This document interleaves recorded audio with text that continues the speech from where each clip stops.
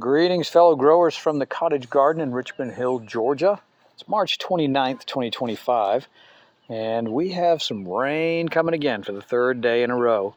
Now, if you know anything about growing in 8B South, you know that rain is good, but too much rain, just like anything, too much of anything is not a good thing.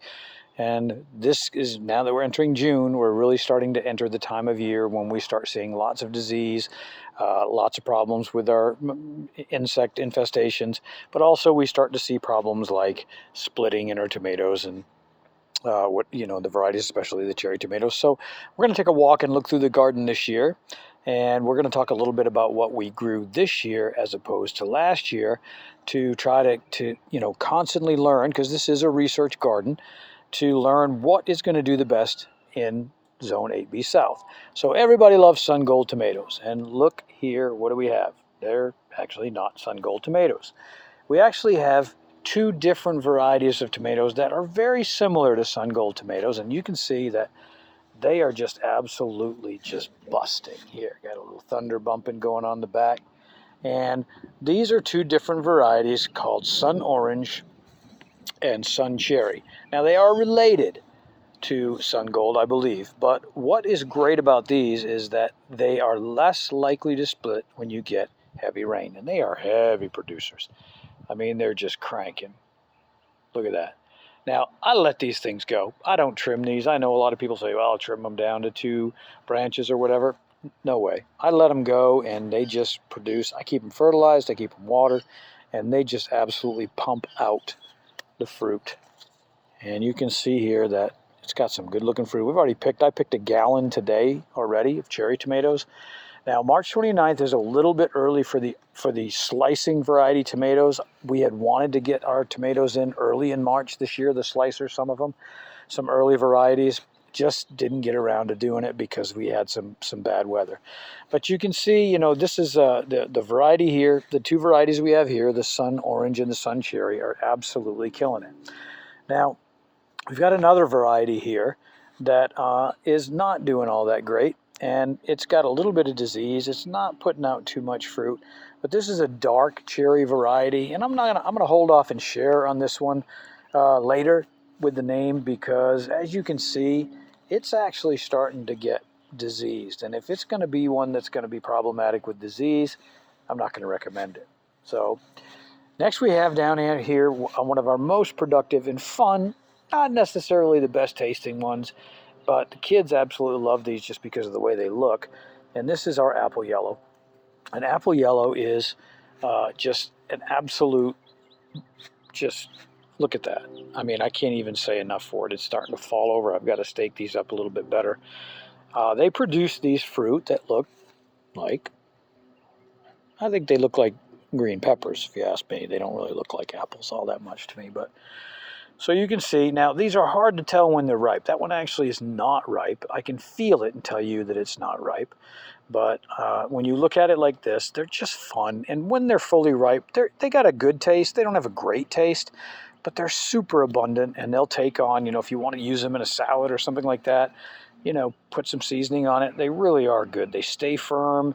They're a workhorse. They'll grow, well into the summer. They do get some disease, but you're in 8B South. Everything's going to get disease. Really excited about this variety right here, but they're not really cranking out. And this is something that's called Too Tasty Hybrid. Now, Too Tasty Hybrid, if you can see down in there, some of them are starting to turn. In Johnny's magazine, I believe, Seed Magazine, I believe I read that these won a taste test over Sun Gold. And I said to myself, I have got to try this, because seeing is believing, tasting is believing to me. I don't think anything can beat Sun Gold, but I'm going to go ahead and give them a shot. But, they're more along the lines of a very firm tomato, very much like the apple yellow. And again, they're also very hard to tell when they're ripe, so you just have to kind of feel around and know when they're ripe. Now, down here on this end, I don't know what this is. I think I know what it is. I think it's called something called an ultimate opener. It's got a ton of fruit on it, but it was supposed to be a different one, and I think we mislabeled it. So I don't really, this one's getting a little bit of disease. They all are getting disease at this point. So we're going to keep an eye on this. It looks like it's got a ton of fruit on it. We'll see how it does. And then this down here is a cocktail tomato. Again, I'm not going to necessarily share all the varieties yet until we know, whether or not they're going to do really well. But this is a new cocktail tomato variety that we're trying, and I'll share that information with you when I start, when I know for sure whether they're going to really perform. Now, on the end here, we planted a couple varieties this year that we wanted to get in early because they'll take temperatures down to the 40s even, and it won't bother them at all, even in the high 30s. And this is one called Ultimate Opener. Now, Ultimate Opener is a semi-determinate, or semi-indeterminate rather, so it's gonna keep growing and growing, and it's got a decent amount of fruit on it. I'm not wowed by it, but if I planted more of these, and again, this is a research garden, so I'm pleased with what I see in terms of if I could get these in early March, and that would give us some tomatoes for the early market. And they've got some good clusters. I mean, that's a great cluster right down in there. But I've also noticed that it's hard for me to spray with my spinosad, organic spinosad, because the rain keeps raining it off, and I'm losing some tomatoes to worms. Now this is one of our workhorses right here. This is Dixie Red, and Dixie Red produces absolute massive tomatoes. They're okay tasting. I'm not going to say that they're the best tasting in the world, but they're hybrid tomatoes, and hybrid tomatoes are, they're hard to get a bit. But I'll share about these. These produce just absolutely huge tomatoes and great sets of tomatoes too. I'll get 20 pounds off each one of these if I can keep them healthy. And then there's another workhorse over here. You can see that I planted these really close and thick, and I'll go in and I'll trim these up. I've already trimmed these up a little bit. I always trim down at the bottom because I don't want any of these leaves touching, but I'm also going to trim a little bit to make sure that I have air going through all of these, because in 8B South, you have definitely got to have air circulation going through your plants. And these are really thick, and I always plant really thick. It always does okay for me, but I do have to come in, and I am going to have to trim and get some air going through here. Okay? We got some green bean action going here. These are either top crop or contender.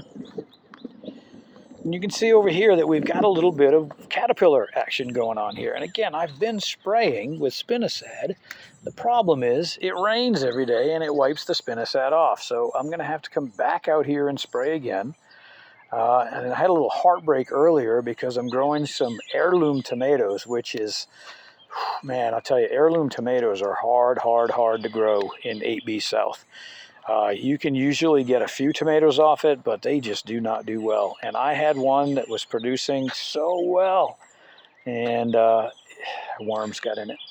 So this is another early variety here, and you can see also we got some worm action going on in here. And again, I've been spraying, but the rain washes it off every day. So this is caterpillars, and you can see they're going to get into that fruit, and they're going to mess the fruit up. And they're going to mess the leaves up. And I've sprayed these twice already, and I'm going to come spray them again with spinosad. Now, the thing about spinosad, too, is you can't spray it during the day because it's very toxic to bees if it's still wet. So I kind of have to just time this, and I'm hoping that I got most of the caterpillars in here. There's something about this area of the garden where I get caterpillars kind of every year, and I always hit them hard, but they win some victories. It's 8B South. Over there, where those hardy looking plants are of an orange variety that we're growing called BHN 571, and BHN 571 it's got good ratings from growers that know how to grow tomatoes in this area and which ones to grow. So we're excited. We just wanted to try to get a little bit of variety. We had 6 of them in there, but 3 of them rather, got hit earlier this year by cutworms. I've never had cutworm problems before, but I did have some cutworms in the garden then. So you can see that the ultimate openers, they really are putting on a lot of fruit, and I'm excited about that because they are not really a hardy variety in terms of being able to withstand disease, and yet here they are. And these were ones that I had hoped I could get in early March and would be producing tomatoes for us right now. And I figured they're going to die when June comes around because they don't have any kind of resistance, and they just seem to keep fighting on a little bit. Another one where they're trying over here this year that seems to be putting on a lot of fruit is something called Thunderbird. Thunderbird also has a great reputation for growing in 8B South. It is one of those varieties that can tolerate the heat a little bit better, As the temperatures get up into the 90s, a lot of tomatoes start to, the pollen no longer is viable, so they just can't handle it. But one of these has got some disease. And again, look, if you're going to grow tomatoes in 8B South, the one thing that you want to make sure that you do is you want to plant more than just a couple. If you say, well, I want to plant 2 tomatoes, look, you're going to lose some of your tomatoes to disease. This is an area of the United States that is one of the hardest to grow in the South because it's got the heat and the humidity. And the humidity alone keeps these things damp and keeps just so insect pressure and virus pressure and bacteria pressure and fungi pressure and all of this stuff is just hammering away all the time on this. So as we get down here, we're looking again, this is the end of the ultimate openers, and I'm going to get a lot of tomatoes out of these, and I'm really excited about that because we have a big market. But these are the ones that I was really excited about, and these are the ones that I am the most heartbroken by because these are heirloom tomatoes. Now, if you look down the line, they are doing so good. This one had some leaf curl, but then it fought its way out of it, and it's producing. But here's the problem. Now, they are not pretty looking tomatoes. They are ugly looking tomatoes. I was so excited to pick this one earlier, and then I looked, and it's full of wormholes. And I just didn't see it. I didn't check it early enough, but they got into it, so I got to come here, and I've got to spray these as well. But I took a bite out of it. You see, that's my bite. Folks, whatever they tell you about heirloom tomatoes and their great taste, they are just not lying. This thing was just unbelievable. And it breaks my heart to not be able to eat the rest of this because, the bugs got to it. So there's a bunch more fruit on here, and I'm going to spray, like I said again, but this is a variety called Dwarf Purple Heart. And this is one of the dwarf tomato varieties that there's actually something called the Dwarf Tomato Project.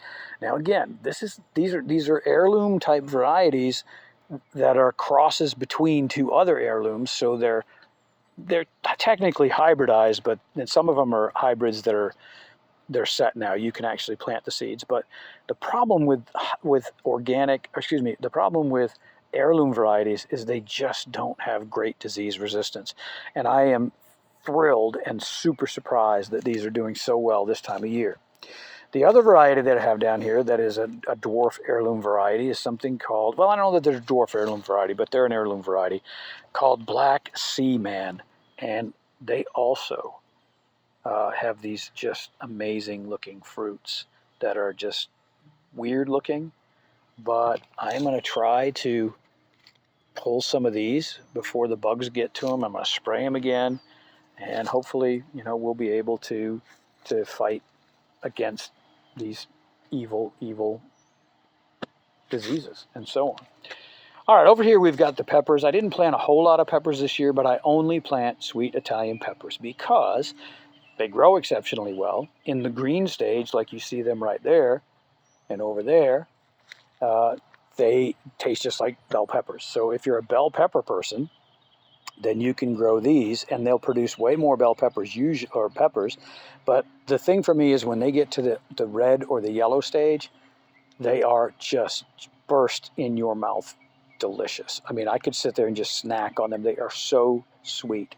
And I grow a type called Cornito Rosso. And Cornito Rosso it doesn't grow as big as some of the cowhorn peppers that you can get, but it is just absolutely delicious. Now we've got some squash here, and squash is one of those things where we're not battling, we're battling disease, but we're also battling squash vine borers. And you can see down there that I have dusted them. That's not mold, that is diatomaceous earth. Now a couple of these have already got some vine borers in them. Again, I was spraying with spinosad, but every day it's been raining and it washes it off.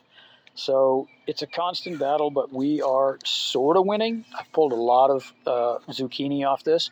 My favorite variety of zucchini to grow is one called Mexicana. It grows a shorter, blunter form. Now these squash over here, there's something wrong with this bed. I think I know what's wrong with it. I think that in this particular thing, I used some compost that had grass in it, and the grass was from a yard that had been treated, and so this squash is not producing as well. I'm really excited about this variety here because I just think it's the coolest looking thing ever. And this is something called Zephyr. And I love how that looks just with the split green on one side and the other. We also got some more purple heirloom tomato varieties here. These are a mixture of different ones. One of these is called Rosella Purple, and it looks like it's doing really well. And I'm hoping, look, I know that I'm going to not get as many tomatoes off of these heirlooms as I'm going to get off my other ones. But I'm hoping that I'm going to get enough to just really enjoy the great tomato taste.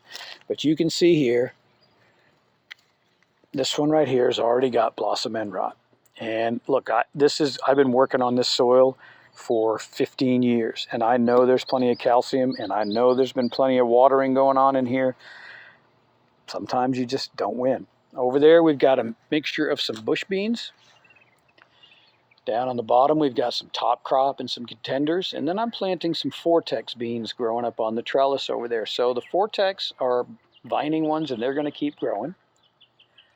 And then over there in the back, we've got our okra, and we're growing dwarf cowhorn okra. Now, they produce large ears of corn, of okra, but they stay more tender as long as you keep it watered, and as long as it's not super, super hot out.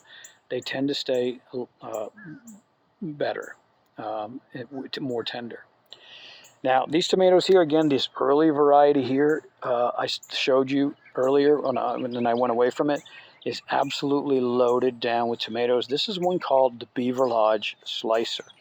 Now, we're doing some triage on this Beaver Lodge Slicer because, I mean, look at all the tomatoes on here, because you can see that some worms got into it, and this is the only one that's really, truly diseased, and you sometimes have that. And I don't know whether this disease is caused from the insect spreading or not. Probably not these caterpillars. But in this case, I can see down in there, I've got some red tomatoes or some tomatoes ready to pick. One of them's in the breaker stage.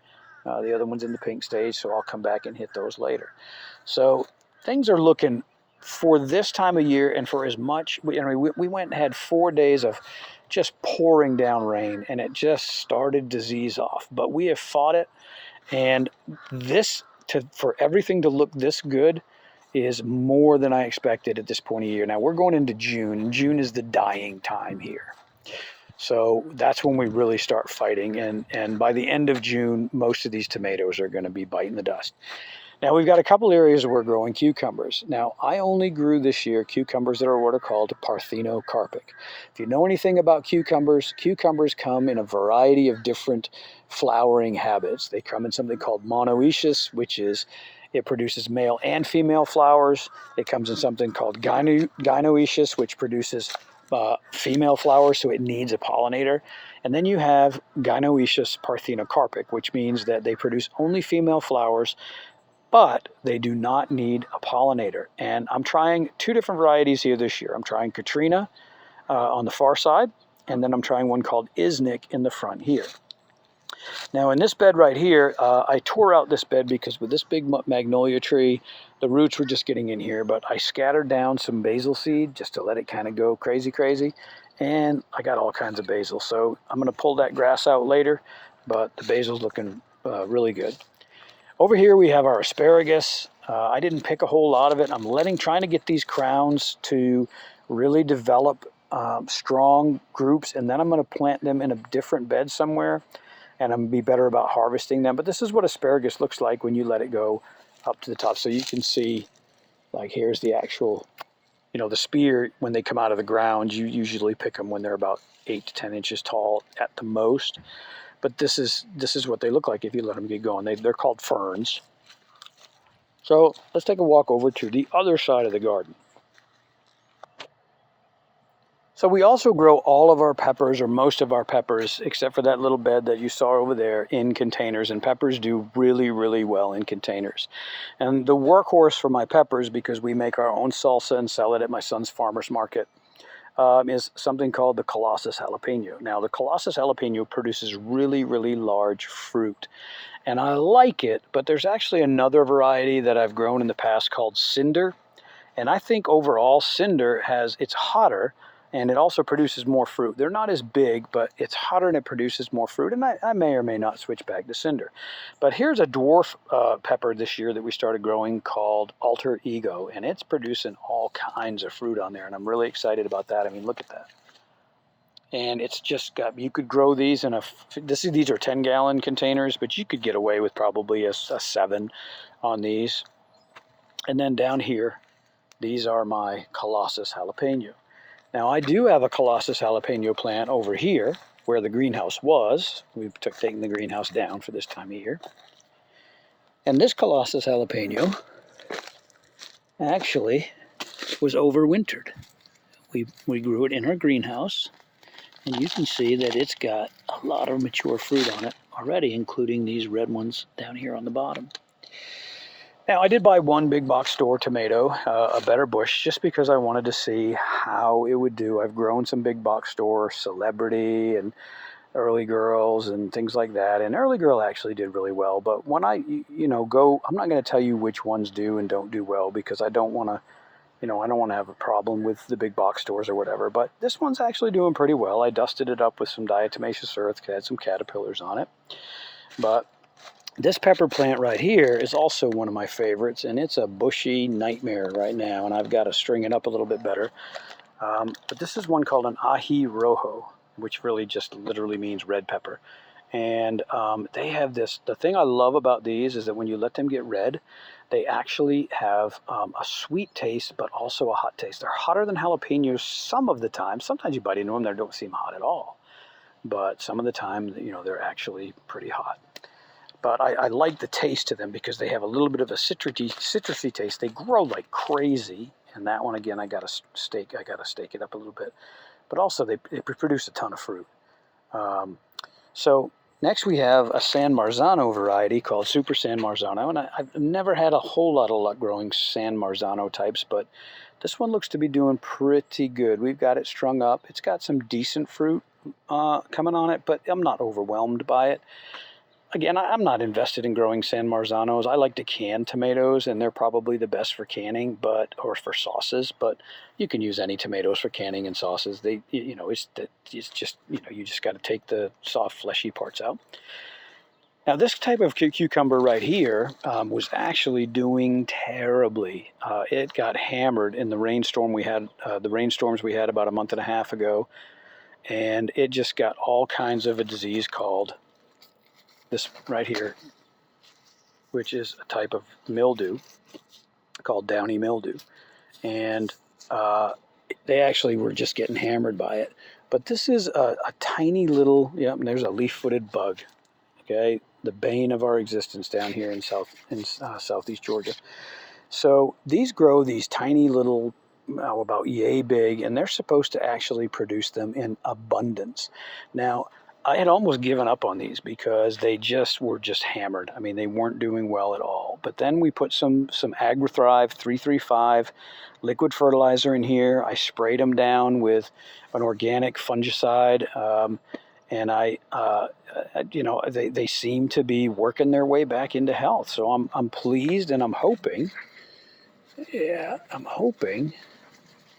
that they're going to recover and make it worth my while. But you can see they produce these little gherkin type pickles, and you pick them at this size, a little bit bigger than this.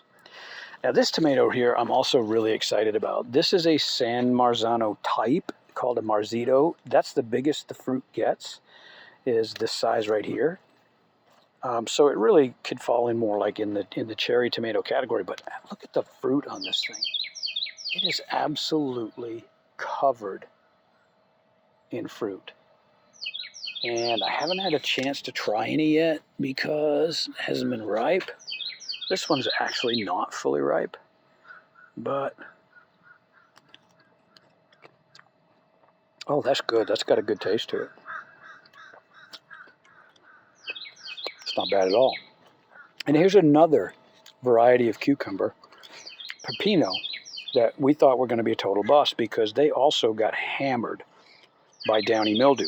But after we fertilized and after I sprayed a little bit, they are making an amazing comeback. And you can see that they've got fruit on all kinds of nodes. I mean, look at that. It's getting a little blurry. You got a fruit there, you got a fruit there, you got a fruit there, you got some fruit here, you got a fruit here. So I'm really excited about this one because it rallied. It rallied big time. Also excited about this type of tomato because it's really hard to grow good purple tomatoes here. And this is a variety called Purple Boy, which is related to Better Boy. And Better Boy will do okay for you here. Early Girl, Better Boy, things like that. But this one is supposedly going to have a really good flavor to it. So I'm excited about that. Now the only winter squash that we grow in our garden is something called South Anna butternut. And it is a combination or a hybrid between a butternut and something called a Seminole pumpkin. Now Seminole pumpkins are native or can be grown in this area. Very few winter squash can be grown in this area. But you can see that this is pretty hardy looking. It's got some disease. I mean, come on, it's 8B South. But we've got some fruits. They look like butternut squash, but they're a little bit sweeter. They've got more of that pumpkin sweetness to it. Now, my workhorse for cucumbers is a variety called Corinto. And Corinto is also parthenocarpic. And Corinto has a decent disease package. You can see that it's got some disease going on. Again, down in here, those are actually the ones beside it. But you can see that it's a pretty hardy looking plant. We did fertilize and it's rallied a little bit, but you can see that it's got some disease. But cucumbers are super, super susceptible to disease. And Sweet Success, this variety we have on here, this is kind of going to be a bust for us. It got diseased. You can look up here and you can say, look, you got 1, 2, 3, you've got 4, you've got all kinds of fruit producing on there now, but it really hasn't produced a whole lot yet. And you can see that this fruit right here just dried up and didn't go anywhere. So maybe it recovers, maybe it doesn't. Got more Mexicana down in there, zucchini. They did not get hit by as hard by borers than the other ones did, but they definitely have had some issue with borers as well. And that's again because every time we try to put some diatomaceous earth or every time we try to spray, it's just raining it off lately. So we grow a type of, I've already picked the ripe ones off here. We grow a type of eggplant here called Thanos, which is the coolest thing ever because I'm a big Marvel geek. And they produce, according to the people that I sold to last year, they produce, I don't eat eggplant, but I'll tell you what they told me. They're not bitter. So whatever that means for you eggplant eaters, they're not bitter. Now, I also planted some of those heirloom tomatoes over here in baskets or in grow bags just to see how they're going to do. And this is the Black Seaman. And I don't see a whole lot of fruit on here, but it's a darn healthy looking plant. Here's that Marzito again. This is just going crazy, and I'm letting it go crazy. I'm just going to see what happens. A little bit disappointed with this one. Not sure what's going on with this Super San Marzano, but when I use these baskets, or these grow bags, I did not empty all of the material out this year. I emptied about, this is a 25 gallon, maybe 30 gallon, 20 gallon, I don't know. I emptied about half of it out, and then I put my new grow mix in there. Could be that there was disease in this bag. You know, I mean, you always run that risk when you're using the same material over again, even if you add new stuff. But again, these purple boys over here, I'm super excited about these. I mean, look at this. Look at this. Holy moly. Right? So, I mean, they're just cranking out the fruit. Here's another purple boy over here. I'm a little bit surprised because I did not think that Purple Boy, being an indeterminate, would do that well in a container garden. So we already picked our onions this year, and the onions that we grew were yellow Granax varieties. And we also grew one called Red Creole, which was kind of a bust for us. So let's go take a look at those. So we've already picked our onions, and it's really important that you let your onions dry out. They should probably be even spaced more than this. Now, they're pretty dried now, and we're going to come out, and we're going to take the stems off, and we're going to bag these in mesh bags, and we're going to hang them up and just let them dry. Now, there's some pretty decent-sized onions in here. And, you know, we're satisfied overall with how we did with the yellow varieties. We grew a variety called Vidora this year, and we grew them from sets that we bought. And sets are basically just 7 or 8 week old plants that somebody else started for you. Now, I like to start my own normally, and I had every full intention of starting my own and growing what we grew last year, which was Savannah Sweets. Now, the Savannah Sweets, what impressed me is that they were all this size or bigger. But what really impressed me was that they lasted longer than any yellow Granax onion I have ever known of. I've grown probably 7 or 8 different types of yellow Granax onions. And yellow Granax, by the way, those are the onion types that are primarily grown in the Vidalia region, the famous Vidalia onion. They grow yellow Granax onions. The sweetness that they have has to do with their soil composition and the fact that they don't put any kind of sulfur, any kind of sulfur fertilizer. I actually like my onions to be sweet, but also to have that little onion bite. So the only thing that we do in this entire garden that's not organic is I use ammonium sulfate, which is a chemical fertilizer early on because it's a really great onion starter. But that is the only thing. I could use just put regular sulfur in there and put, high nitrogen things like blood meal and stuff. I hit it once with ammonium sulfate, and it just does really good. What I was disappointed with, and this is the second time I've been disappointed with them, is these red Creole. I grew red Creole before, and I got a lot of onions this size. Maybe that's the size that they're supposed to grow. I don't know. But I also got a lot like this. And I got a lot like this. And look, you can see I know how to grow onions. That's the second time I tried. Now, the reason I did red Creole again is because I thought, okay, the first time it was me. I messed up. I didn't fertilize right, or I didn't do something right. So I grew them again, and I was really diligent about the fertilizer, everything. I did everything the same way that I did with the Vidora. And you can see that the Vidora just cranked. And I'm convinced it's just the red Creole. I guess just don't think that they're as good as some of the hybrid varieties that I could have got. Next year, I'm going to try a different variety. I'm going to try something called Chianti because I've read about them before, and hopefully they're going to do better for me. So one last look at the cottage garden. Why do we call it the cottage garden? Because in European medieval times, everybody who had a house that had a little bit of property, they all had their own gardens that they would tend, and they called them cottage gardens. And this is our own little, sometimes it's called a gentleman's garden. Back in World War II, it was called a victory garden. In this particular case, we grow this much because my 15-year-old son is learning about the world of work by doing a farmer's market. And we need a lot of produce for the farmer's market. There aren't a lot of people that truly grow locally organic produce. In fact, we're the only ones that grow organic produce, and one of the only ones that grow produce at all in the Richmond Hill area. So, in order to meet the demand, and the demand, believe me, for tomatoes, this is the South. Everybody wants that tomato sandwich, right? So we can produce all of these small tomatoes that you want, these medium-sized tomatoes. Everybody wants these great big, ones that you can make tomato sandwiches out of. So we have, I don't even know, 80, 90 tomato plants this year. And when it gets to the point where we can't sell all the tomatoes, we'll sell bulk tomatoes to people who want to do canning. And we make our own salsa with our own tomatoes, our own onions, our own peppers.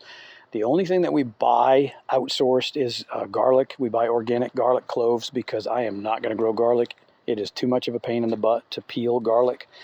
But you can see that we figured it out, or I've figured it out on how to grow in this really difficult zone. And this is not a perfect garden. I got to come out here and I got to do some weeding because it's a huge garden and I don't always have time to do it. But I am a science teacher. I am a researcher when it comes to growing this stuff. And so even if my son weren't doing it, I would still be experimenting, because hopefully one day I'm going to write a book and share how you can grow, because I heard so many times from people. Wow, hold on, got a break. Look at that. Dixie red. I heard so many times, I can't grow tomatoes. I tried growing tomatoes here and they just died and whatever. And I thought to myself, it can't be that hard, because I'd been growing in New England and Maine and, just having these just beautiful, gardening book gardens. And I came down here and boy, was there a learning curve. And people are right. It is hard to grow here. And the number one reason that people were unsuccessful with growing tomatoes in this area is because they were growing the wrong type of tomatoes. They were growing tomatoes that actually don't do well around here. I don't care how well you know tomatoes, how well you can grow tomatoes. They just don't do well here. And 80% of the ones that they sell at the big box stores are tomatoes that don't do exceptionally well. Now, there's a number of tomatoes there that will do okay. They'll produce 5 or 6 or 7 tomatoes, and people get thrilled with that.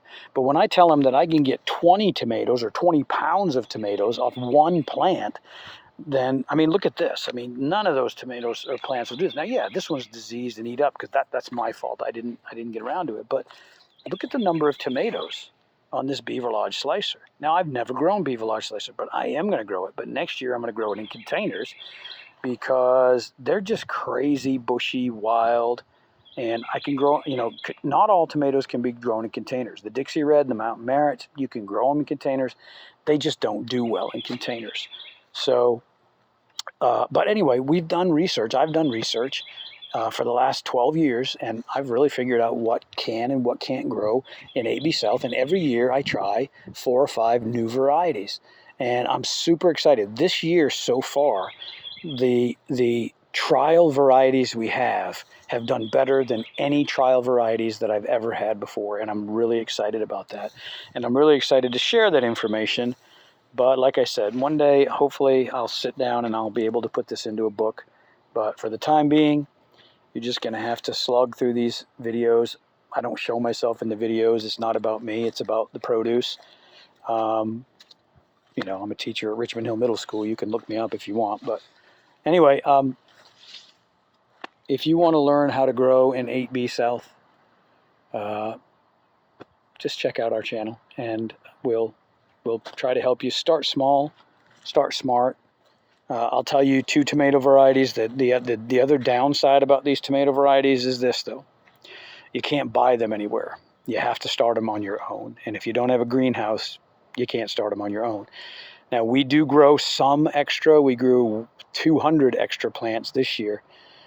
Because we thought we were going to sell more, but we just didn't, and we ended up throwing away 150 plants. So in the future, I'll plant a few extras if people want to buy them. But honestly, all of these varieties that we're growing here are ones that you cannot buy around here in a store as a seedling. You have to start them on your own. We have a $250 10 by 10 or 12 by, I guess it's 10 by 10 greenhouse. We put it up. I put a heater in there. I grow them. It does really, really well. You have to super, super reinforce it for our winds more than what you would standardly do it. But I grew 400 seedlings in there in that little greenhouse, and I had plenty of space to grow more if I wanted to, and it did absolutely fine. So again, we may sell some, but again, what we had was we had a lot of people saying, hey, are you going to grow seedlings? So we'll buy some of your seedlings. And I'm like, okay. Well, we grew 200 extra seedlings and only sold 50 of them. So, that's a lot of money lost right there when we do that, and time, because seedlings are a pain in the butt. But anyway, this is the Cottage Garden. We're located in Richmond Hill, Georgia, Zone 8B South, almost 9. And I just wanted to show you this because I want you to see for sure that you can grow large tomatoes in coastal Georgia. Thank you very much. Peace out. Oh, stop by and see us in the Richmond Hill Farmers Market Saturdays between 3 o'clock and 6 o'clock. My son's table is called Connor's Produce. He's 15 years old. You can't miss him. Big sign, lots of fresh produce. We are local, so we hope that you're going to support local.